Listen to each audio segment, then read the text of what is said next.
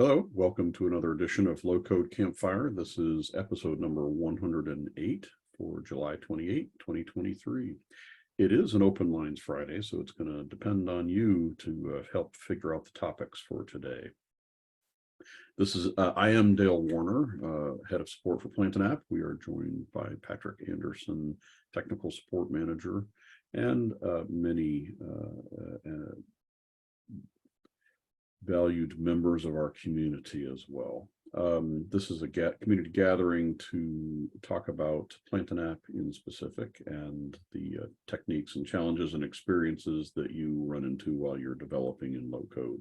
It's all skill levels welcome. We will be nice to everybody, and that's actually one of the rules. We record these episodes, put them out onto YouTube, so youtube.com/plantainapp. So make sure you subscribe and hit the alarm bell so you know as soon as we post something new. We run this agenda, so or something roughly like that, where we do introductions if we're new to the group, say hello, and then we always start with first call, find out what somebody is wanting to talk about and see if we can help. And then we'll hit some of those other areas after a while, contributions and feature requests and things like that. After an hour or so, we jump into the Afterglow segment. So we'll do that where we turn the recording off and just enjoy a casual conversation after the meeting. This is a conversation, so jump in, show and tell, chat with us, but do get involved. As I mentioned, the main rule is to be nice, and then if you have noise going on, to mute behind you. Mute yourself. You can submit questions and topics in advance. There are no submitted topics for this week, but you can use this QR code or some of the links in the emails that we send to you, and I'll always be happy to send you that link again if you need it. With that, I will say good morning, if you're in morning. Good morning. Good morning. Good morning. With nobody new to the group today, we will move right on into first call. Somebody come with something to talk about?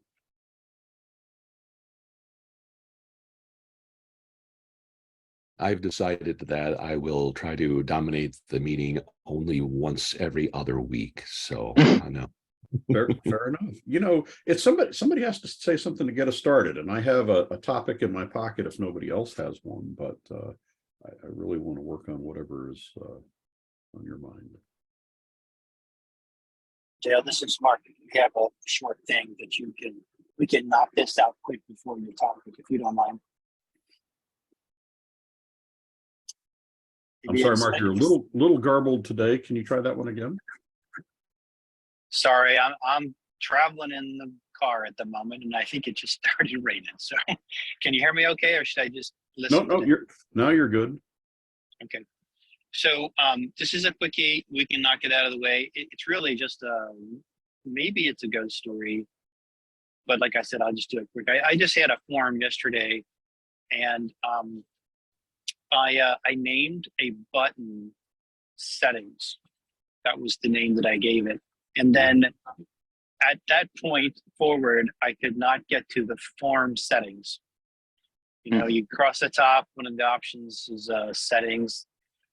When I would do that, it would slide down to the bottom of my page and it would try to show me my button, but it wasn't even showing that either. So my lesson learned, and I've just kind of shared, is that don't name anything settings. That's a great ghost story. I've never tried that. It sounds like it's incredibly easy to reproduce, so we'll take that up as a thing to do after this meeting, and I'm sure we will get that one fixed. We have had other things in the past, naming a button. I think events was one of them, but there have been some cases. Again, this is all the JavaScript that's internal that we've seen this certain choices before. I think maybe E was one of them as well. So yeah, that sounds familiar. we will we'll check into that and then stamp that out. Good catch. And so just out of curiosity, how long did it take you to figure out not to do that? I'd say it took me about 5 minutes to, you go through that mental thing. What did I just change? Because Yes. it was working up until 5 minutes ago. Yes. Well, good for you. There's kind of related topic, and I'm just kicking it around, but one of the a related thing, it has to do with entities, that when you're creating properties for entities, if you happen to name a field a SQL reserved word, it will work. It just can cause you some grief, and so staying away from SQL reserved words will save you time. An example might be, I think, to the word TO, like if you're doing an email address and you want to have who did I mail this to? If you name it simply to, I think to is a SQL reserved word. You get into how do I when you're doing SQL, you might have to put brackets around it to address it and things like that. We have an idea rolling around to try to restrict those, but that hasn't gone anywhere yet. So yeah, there are ways things that you can bump into with naming that are a problem. Patrick, I heard you clear your throat, I think. Have you run into any of those or something similar? No, I actually was coughing because I had a dry throat. But yes, I mean, and also I've run into a situation, I forget where I was able to name a property the same as one of the existing properties. I forget what the scenario was there, but I have a ticket in about that. It's an obscure thing, but yeah, in general, yeah. I've never seen the button thing though. That's That's new. And as soon as you said that, I immediately want to reproduce it. I feel compelled to reproduce it. There are so many scenarios that we get into that they're hard to reproduce. That one's going to be as easy as it comes. I suppose there could be some capitalization that we might have to guess at if it's high, upper, or lower, or whatever. Sometimes JavaScript plays with that as well, but I suspect it'll be pretty easy to find. Okay, that was a good first call. Somebody else? Anybody else?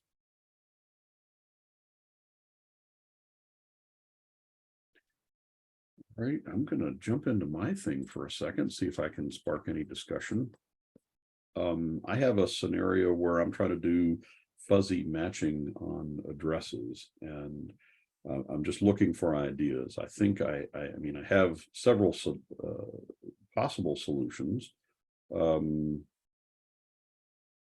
I'm just trying to figure out how I'm going to handle it. I have in previous episodes here and on the Low-Code Cafe, I've dealt with the national address database. It's a very nice, clean set of data. So you have things like street number and street address, and the street address is nicely uniform. The problem is when you ask a user to type in their address, they're going to type it in the way they want to, not necessarily the way that it is on the national address database.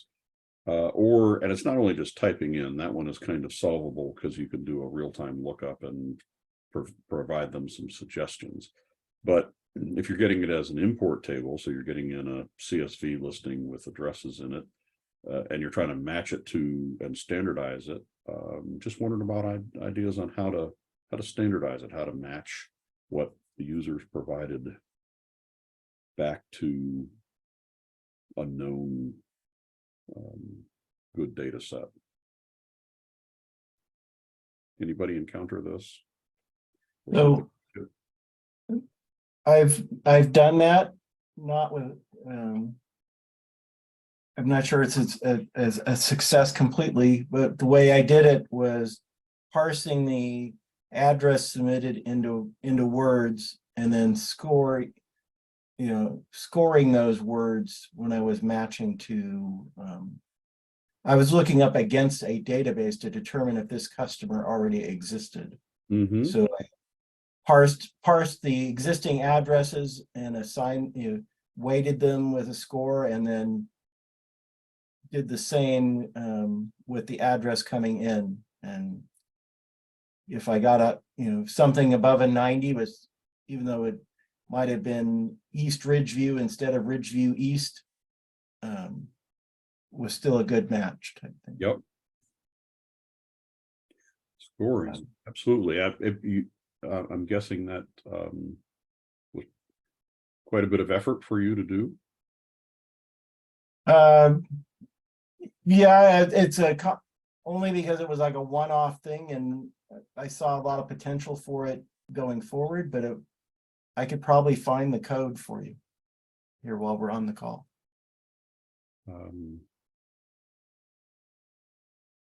So I mean, it's in a Planted app doing it. Nice.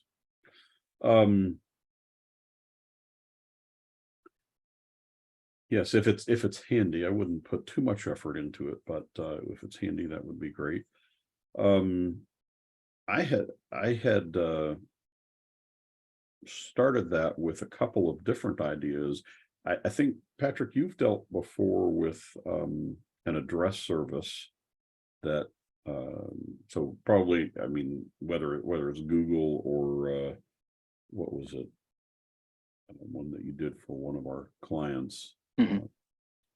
It was Smarty Streets. Smarty Streets probably would have a how to get from this address to that, how to convert, standardize. So yeah, they with that service you're able to you have to, and it's a pay service, right? But you're able to pass in an address and it will normalize it. Like much like you see when you if you go to the post service to check your U.S. Postal Service to check your zip code, to get the zip code for an address, it'll normalize the address for you. That's what Smarty Streets does. Yeah, that would be if you're willing to pay for it, and that might also be a nice,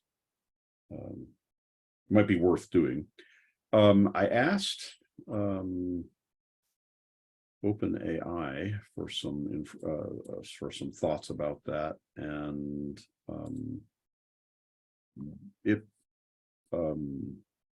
made me aware of some things that probably if Ben were on the call, he would have said, "Oh, well, have you tried this?" There's a let me find it here. Can't drag my screen around. There's a thing that's called Levenstein distance function that says how many insertions, deletions, and substitutions are required to transform one string into another. Anybody ever used that? No, it's fascinating. So that's a way you could score, like Jim was saying. You could. Yes, but it gets complex because, like, for example, I live on St. Orlan Way, and it can be ST period, Saint, and then Way is WAY or WY or omitted entirely. And so that distance starts to get farther and farther depending on the variant that they happen to use. So it'd be a good indicator, but not exact.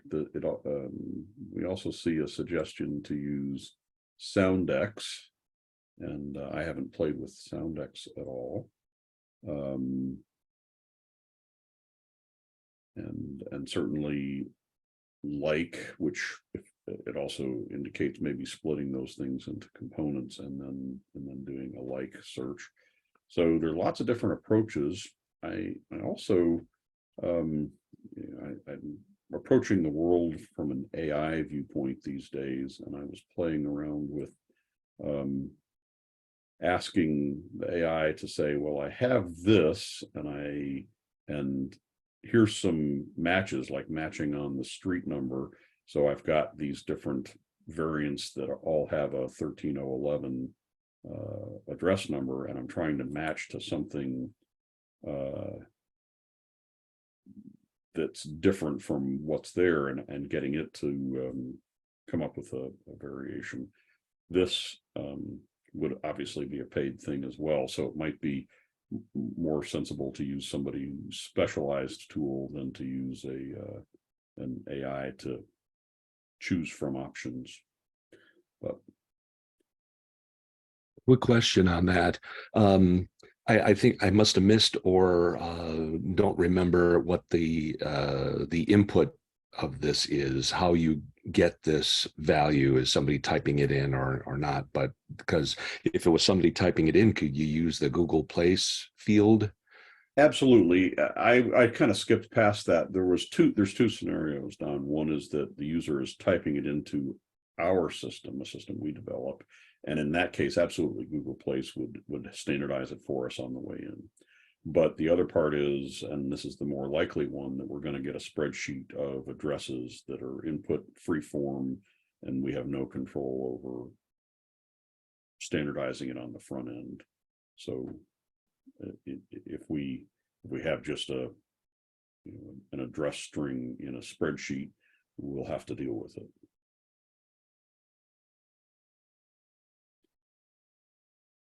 So we'll have to standardize it after the fact. And of course, all of this is, for me, it's all about getting latitude and longitude with going from an unstructured address to latitude and longitude, so I can map it and get there. So just getting it standardized. It's not just about visually standardizing, it's about really finding the thing. So. And the intent is to take a large number of them on a regular basis. In other words, no human in this process. Got it. So, the scoring method, Mark says you can improve the process as it is being entered. Yep, Google Maps. Yes, and I think, just like Smarty Streets, I think you can use Google to say, I have this address, give me the standardization. So and I think it's, fractions of a cent in Google's case. I don't know what Smarty Streets or other services might cost, but it's not a lot, and it's probably well worth the price. Yeah, I think Smarty is a subscription service with a threshold, and then you pay more if you go above a certain threshold. I think that's what theirs is. But I think she had a very good, very sound reason for choosing Smarty, but I forget what it was. She tends to look into things a lot. So.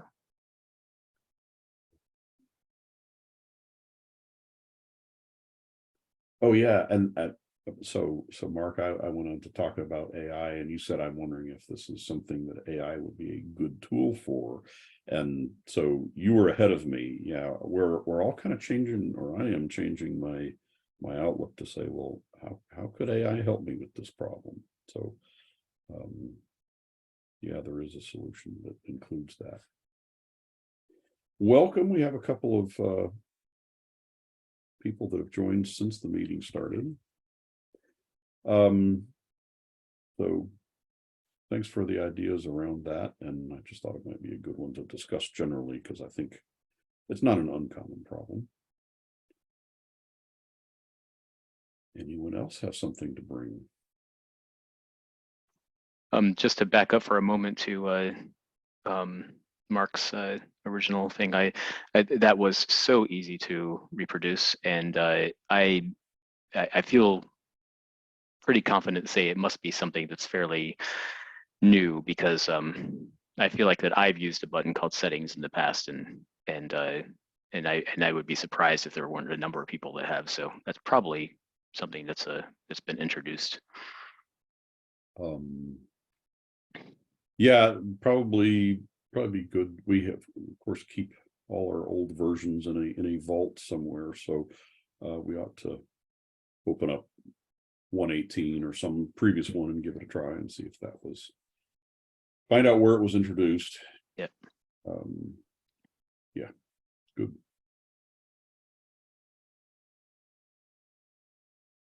I do have a question. I'm putting a form together that is not supposed to be online all the time. They want to, debut the form at a given date, and they want to shut off the form at a given date.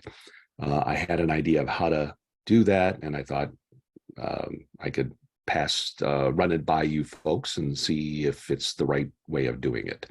I had in mind to create a second small form that stored a field for the start date for when the form should be, so that the manager could go in and change that date.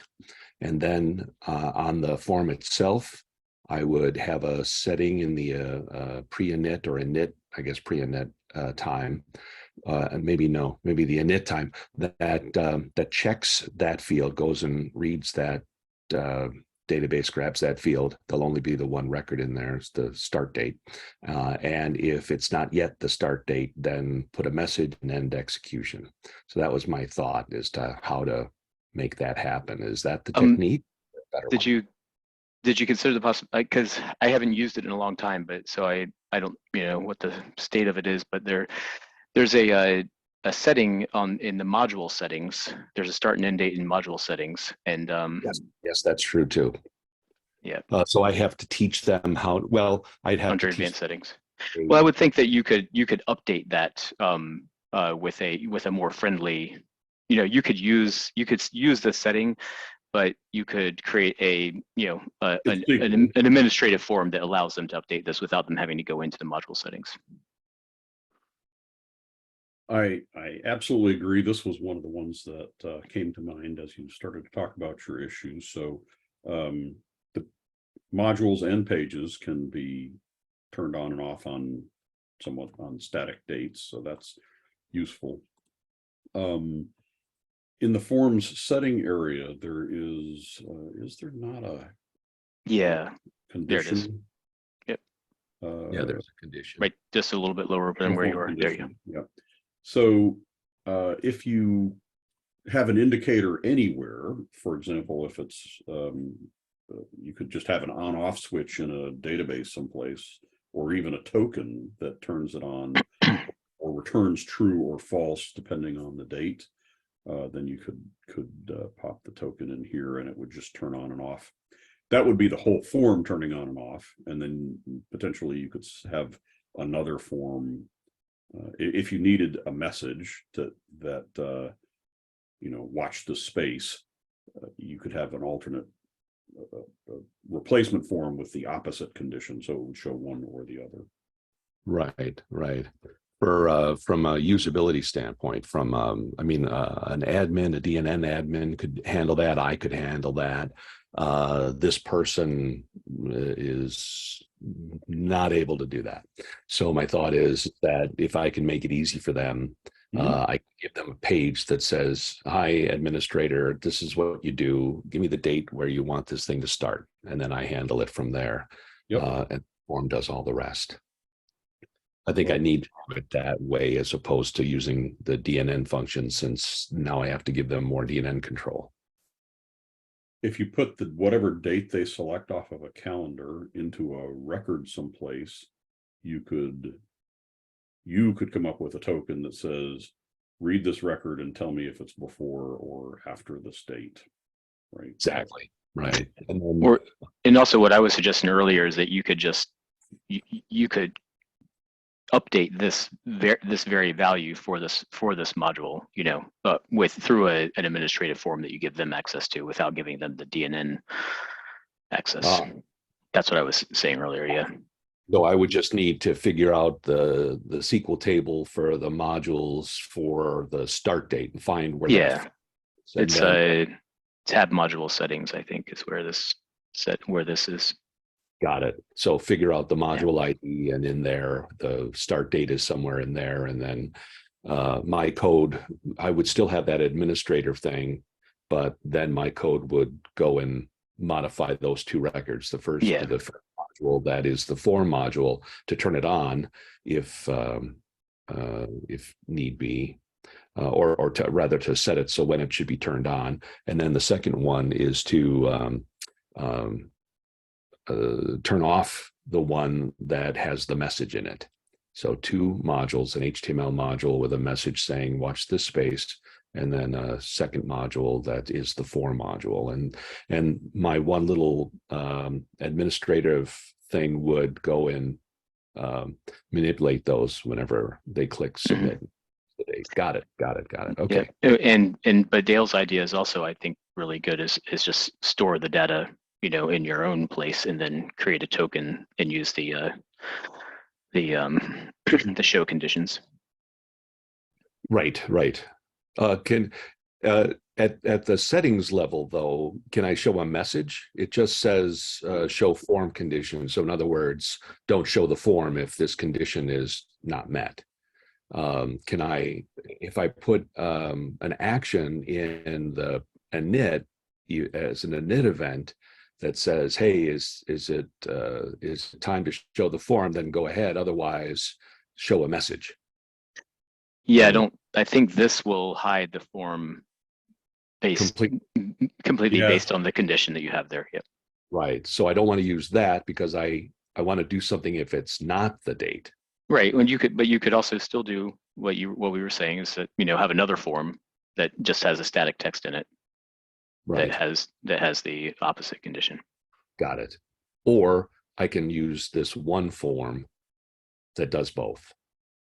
Would that make sense?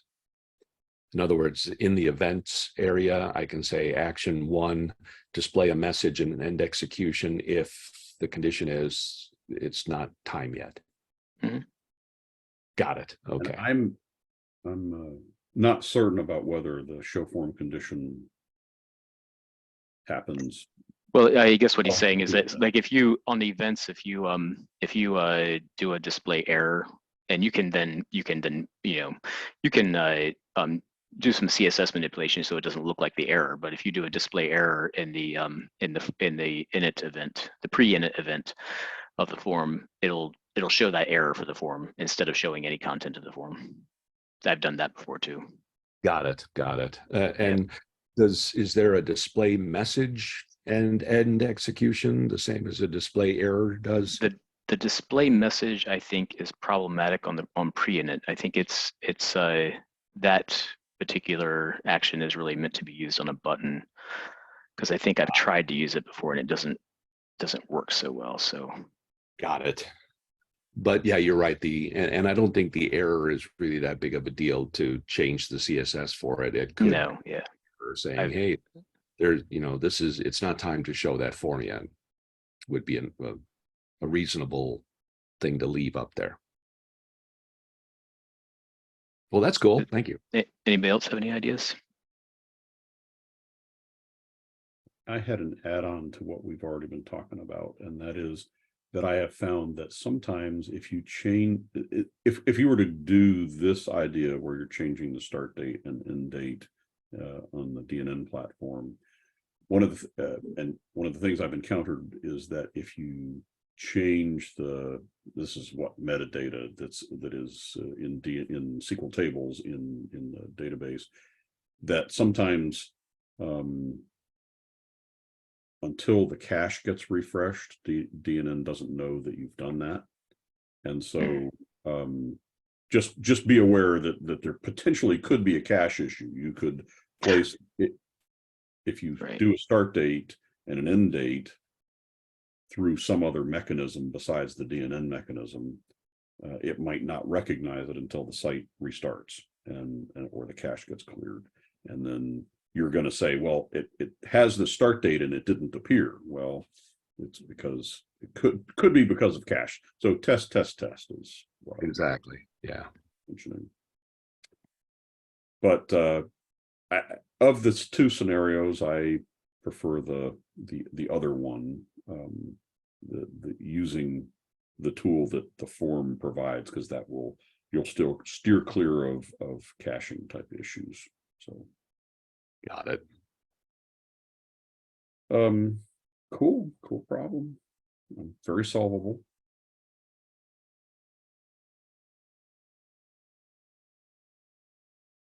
But it seems like we didn't talk about it long enough. It was 10 minutes. Then we killed 10 minutes. That was good. No, I'm just teasing because of what Don said at the beginning of the call.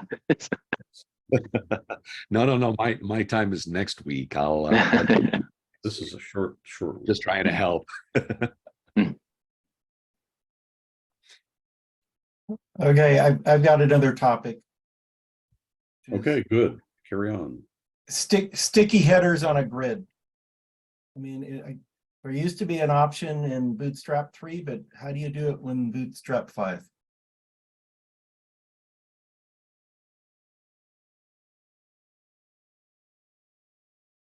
Crickets. Well, good. It's not a magic. Oh, you go to this checkbox. And Well, I think I feel like I have to look. That's what Dale's gonna do.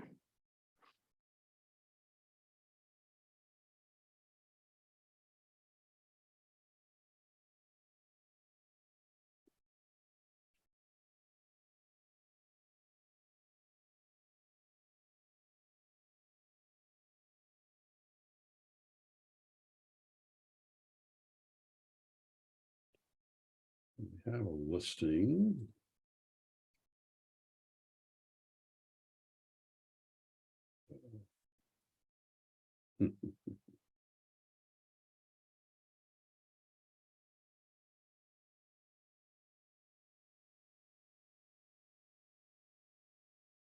Trying to illustrate the sticky the problem first, right? So you would like that as it scrolls out that you wouldn't lose the header, correct? fact, and even yeah, I mean, even it's not even with the reduced window. I mean, that may be a good way to demo it, but just in a full window, you lose it too. Yeah, I wanted to make sure I had enough records to make that happen. So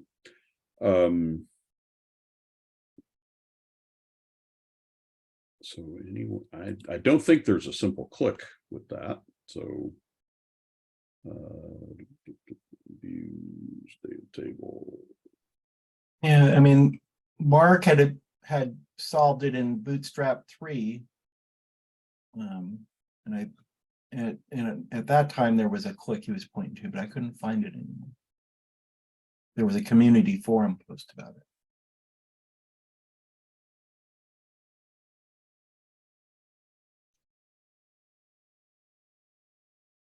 I'm going to put a goofy CSS class here just to make sure that it's available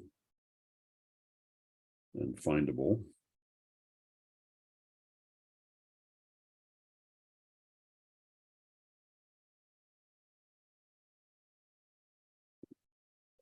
This.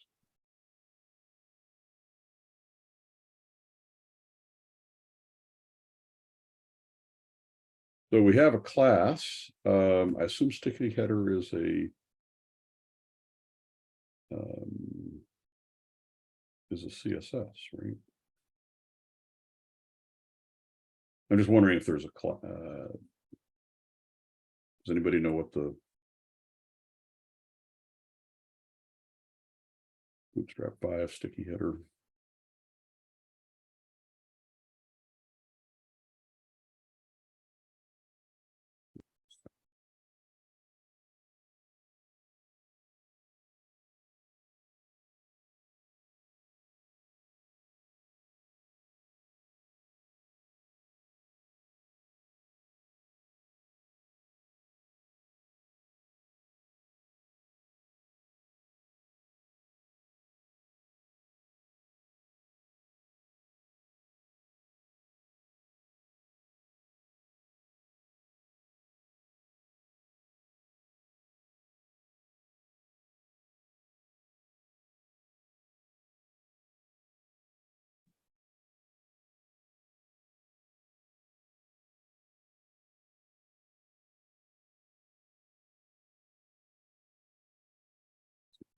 Close here.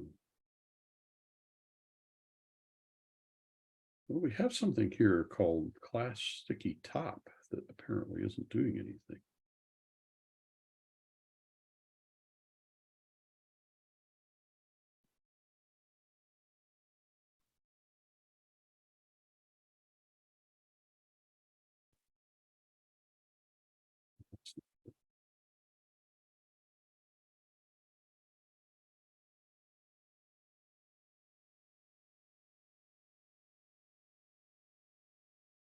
The answer is, of course, I don't know, so I'm just thrashing about here. Oh, you've already gone farther than I did because I didn't think about adding a class to the grid.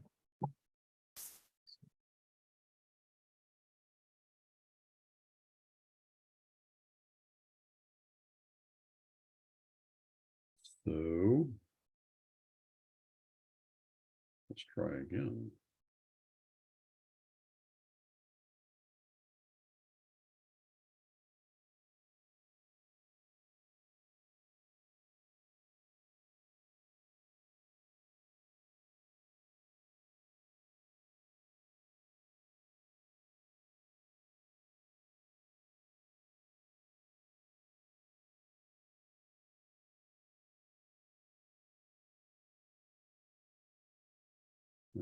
That should have been, I changed it.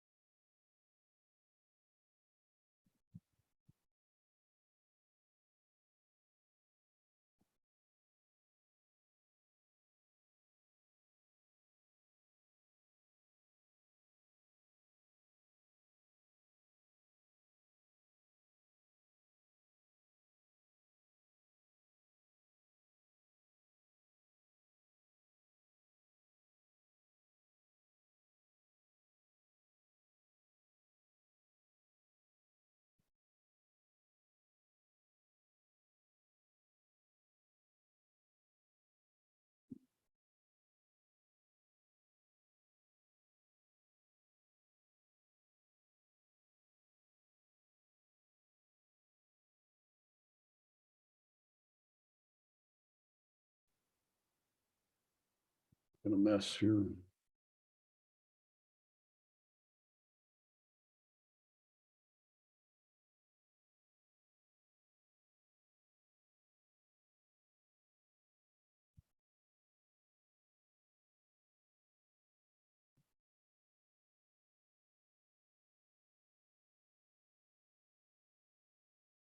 Not succeeding.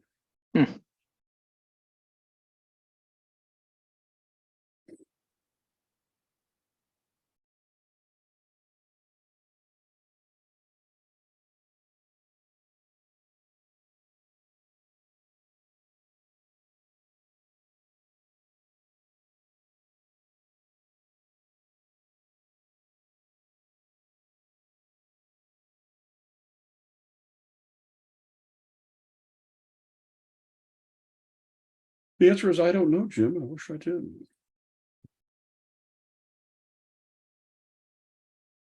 So you said that in Bootstrap 3 that this was previously solvable through some CSS. Is that correct?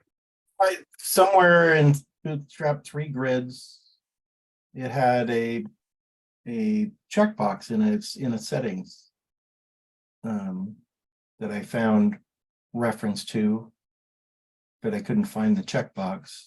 I'll go see if I can find that again. And then Mark had a posting in the community forum about it, but I got the impression that that was also a Bootstrap 3, but maybe I'm wrong.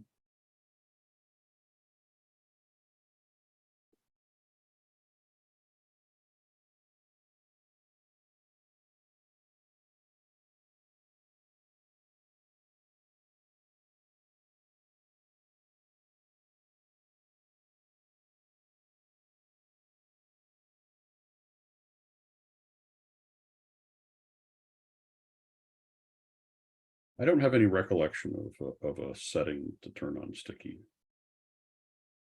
I will see what I can find and I'll. Okay. Sounds like a nice feature. And it looks like we thought about it because in the classes you see sticky something, but Right. why it doesn't work, I do not know.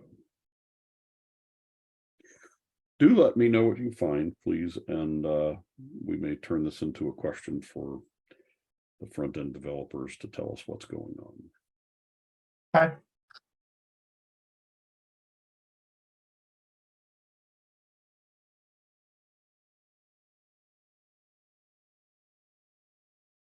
Okay, anything else for today? Somebody's got to have something.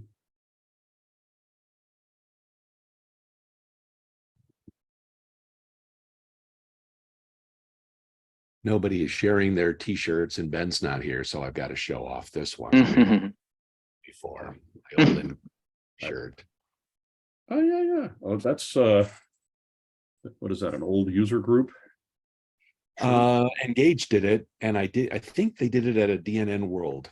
So I'm not positive, but I think that's when it came out. Quite a while ago. I keep my shirts way too long. I do that too. I just recently turned a few into rags, but even still, I don't get rid of them. So yeah, I don't need as many work clothes as I have with all the shirts that I've got, but I do like collecting them when I go to the shows. I've stopped doing just any old ones. They have to be pertinent now because everybody. They used to love to throw t-shirts at you at conventions and other things like that, but so I don't do that. But I will do it. I will grab a DNN one. We're kicking around changing the Sprocket website's logo. And if that's the case, we're going to have to make t-shirts. you could probably get them on the in the rotation here and some exposure on YouTube if you sent them about. So I know I'll do. Yeah.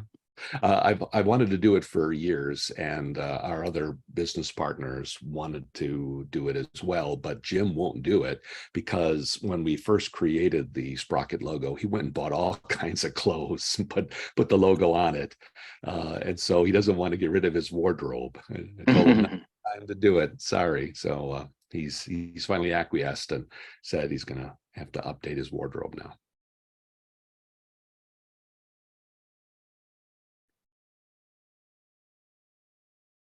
So, Patrick, I'm going to pick on you. Are you working on anything interesting that might be something worth bringing up? I'm trying to look at the list of things that I'm doing. Oh, let's see, all kinds of stuff. I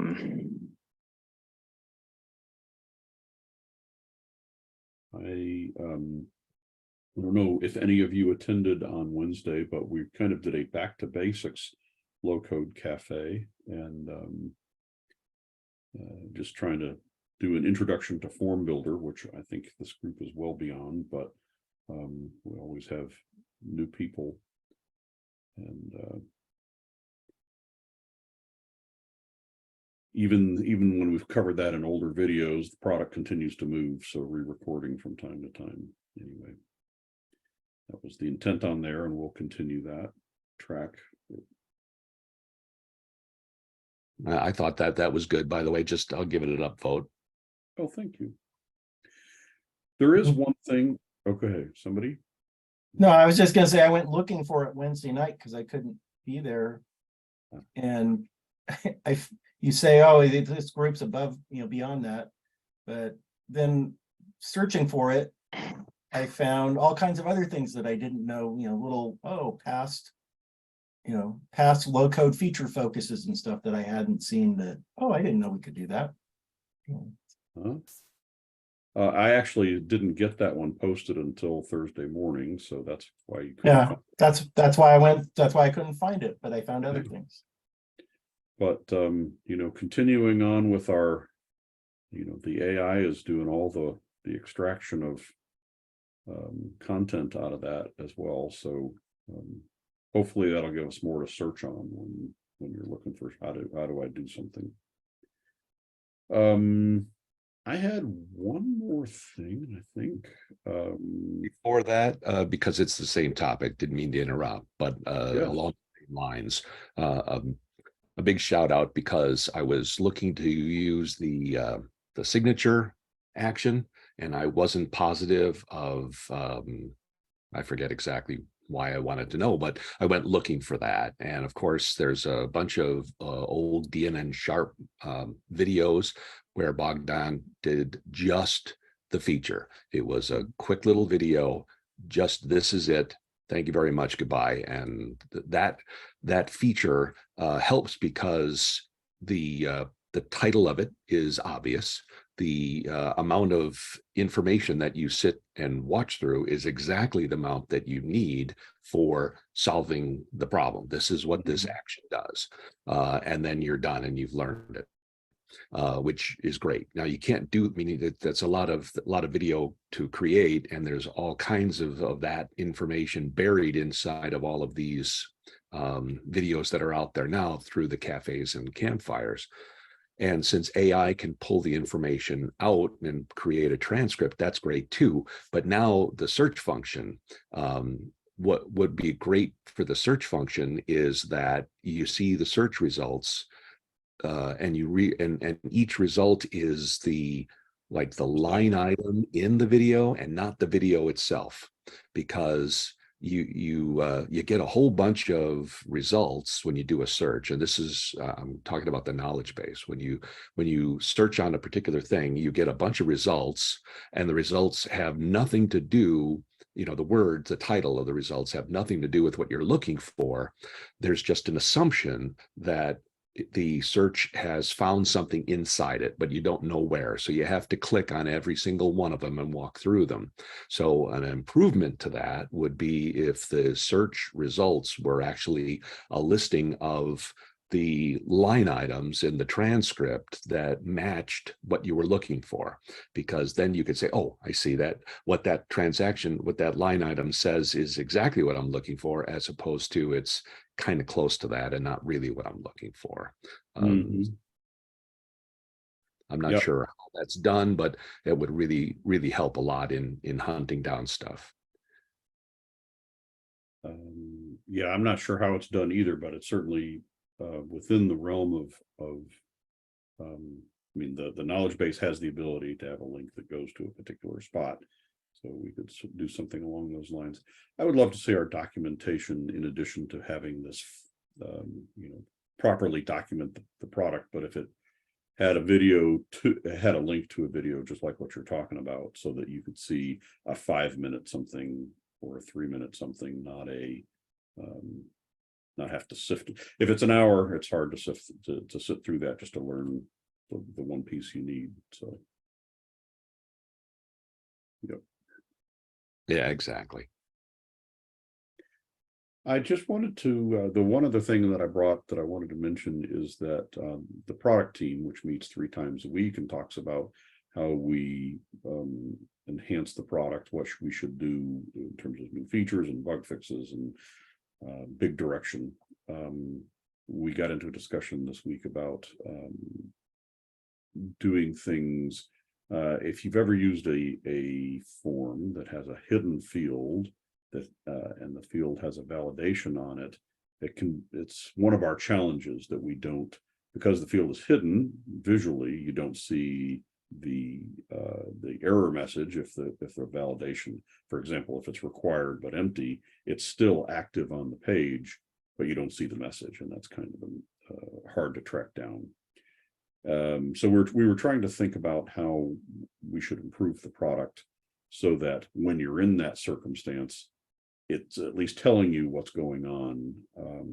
And then as we were doing it, Patrick remembered, oh yeah, Ben had this kind of related thing as a feature request, a minor improvement that could potentially be used to make development simpler when you have that circumstance going on, hidden fields or even just validations when validations and also binding. Anyway, didn't necessarily mean to go into the details of that other than to say, we get into these discussions in the product team and we do draw on what you put into the feature requests. And so I just, thank you for investing in those. I know we don't turn them around as fast as I would like to see them, but they do become part of the discussion.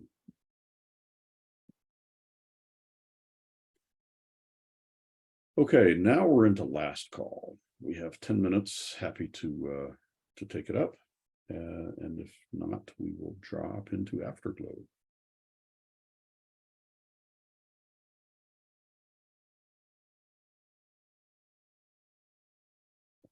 Take it from your silence that things are going really well. We'll drop into we'll say happy low coding for this week. Hang around for a few minutes if you want to do some off the record discussion. And beyond that, we will see you again next week for another episode of Low-Code Campfire.